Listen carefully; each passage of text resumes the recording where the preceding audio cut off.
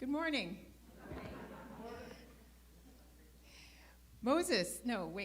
Not Moses. Good morning. Oh, I'm not sure how to recap such an epic thing as God's showdown with Pharaoh, but here's the gist of it. Moses said to Pharaoh, "Let my people go. We want to worship our God Yahweh in the desert." Pharaoh asked Moses, "Who is this Yahweh?"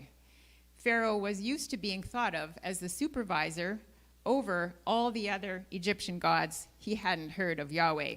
God said, "I will show him."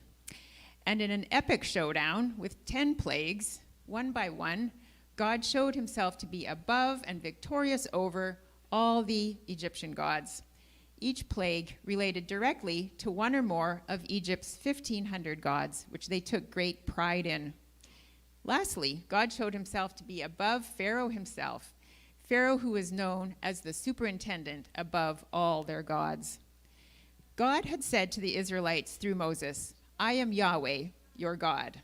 There is no God over me. I will be your God, not Pharaoh, and you will be my people, not Pharaoh's slaves."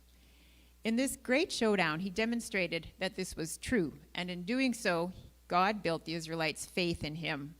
Throughout the Old Testament, when God was talking to his people through Moses or through the prophets, he said this, "I am Yahweh, your God, who delivered you from Egypt." He wanted them to remember that about him. "And I freed you from slavery. I will be your God, and you will be my people." He did this to remind them of who he is, who they were in relation to him, and his purposes for them. And that's what we do also when we sing songs like, "You're a good, good father." That's who you are. "And I'm loved by you." That's who I am. Shows us who he is and our relationship with him that he intends for us. In an even bigger, more epic showdown, Jesus conquered the enemy of our souls.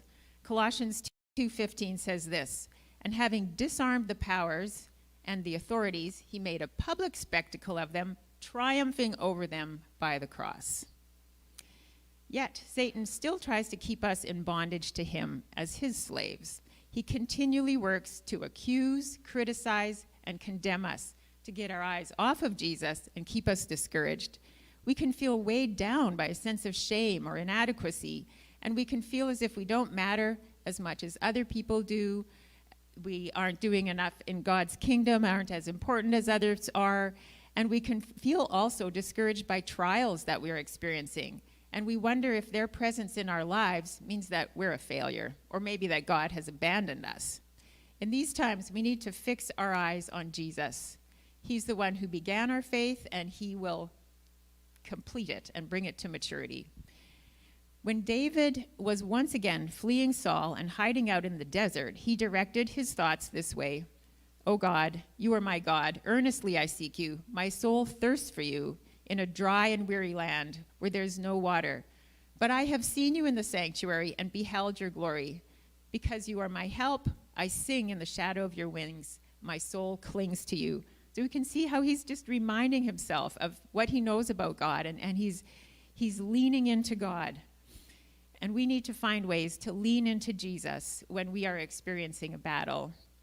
I may have mentioned this before, but here it comes again. When Jeff and I were reeling from the shock of and the implications of his burnout, not knowing what was next at all, and daily struggling with a fair bit of anxiety, God brought this song to our minds. "'Tis so sweet to trust in Jesus." And we started singing it every day, often with tears, but it reminded us that we could trust Jesus, and it turned our hearts to him. All the songs we sang today were so great for that, for fixing our eyes on Jesus.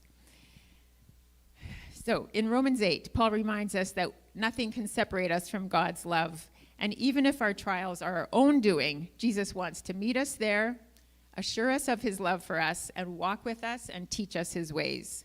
We know that final victory is his.